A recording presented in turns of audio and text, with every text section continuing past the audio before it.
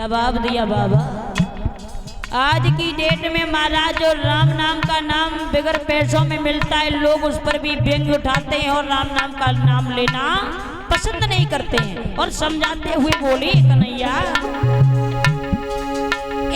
मुक्त मिले जो राम नाम तो बापे व्यंगी उठावे,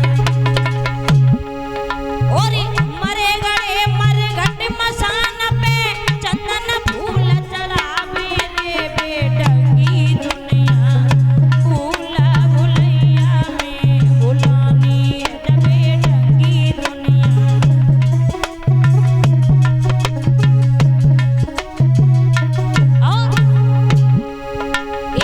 साक्षात मनी मूर्ति छोड़ के बने निशाचर से,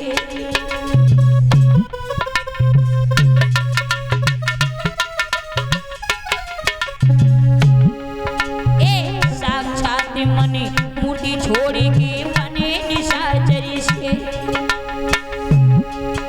अब ब्रह्मा विष्णु महेश छोड़ के पूजे नकटी देवी रे बेढंगी दुनिया भूला भुलैया में भुलानी जा बेढंगी दुनिया।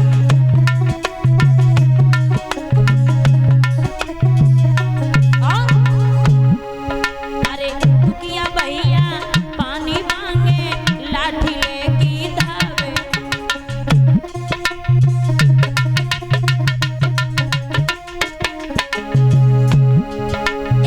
दुखिया भैया पानी मांगे लाठी लेके धावे, और जियत बाप को बात न पूछी मरे कंगल जावे रे बेढंगी दुनिया भूला भुलैया में भुलानी है बेढंगी दुनिया।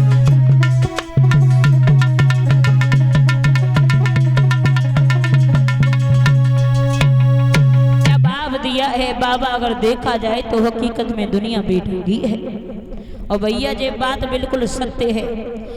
कहते हैं कि महाराज गांव के एक कोने से पूजा प्रारंभ हो जाए, सब समझ लो कि पूरे गांव में पूजा फैल गई। एक पूजा चली थी महाराज 2001 की बात है। जैसा मैंने सुना है कि 2001 की बात है कि भैया एक पूजा चली कि बहन अपने मायके तब जावे, और जितने उसके मायके में भैया हो भी उतने अपने पति की चांद में जूता लगा के जाओ। बताओ जो कोई पूजा है।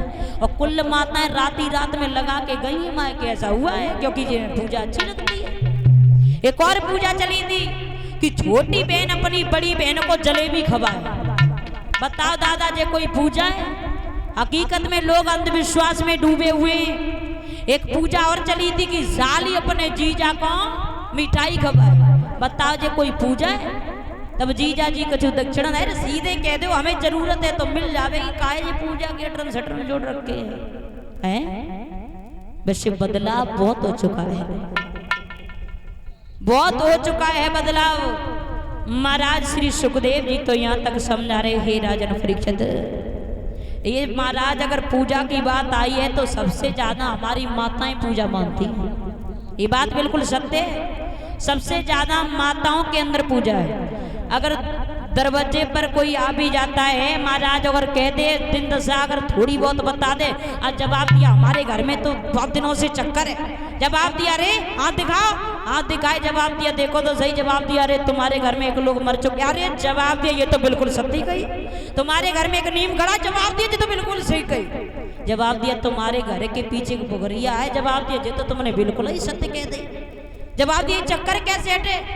जवाब दिया लौंग इलायची और मिर्च फिर्च जो भी है, और वो 5 किलो घी और कम से कम 1100 दक्षिणा लिया। मैया गई, कुच्चा वालों पैसा निकाल के सामने रख दो। और इनसे अगर कहते हो कोई काम पड़े कि मैया रुपया निकाल दे, नहीं निकालेंगे।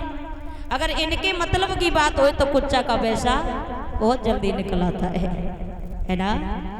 तो भैया ऐसी अंधविश्वास वाली पूजा को ना मान करके महाराज कहते हैं कि कथा सुनने तो सब आते, लेकिन महाराज कथा सुनने सब नहीं आते हैं। विचार अलग होते हैं। कोई तो यहाँ गंदगी फैलाने के लिए आता है, कोई एक दूसरे के दोष निकालने के लिए आता है, लेकिन महाराज कथा सुनने वाले श्रोता एक जैसे नहीं होते हैं।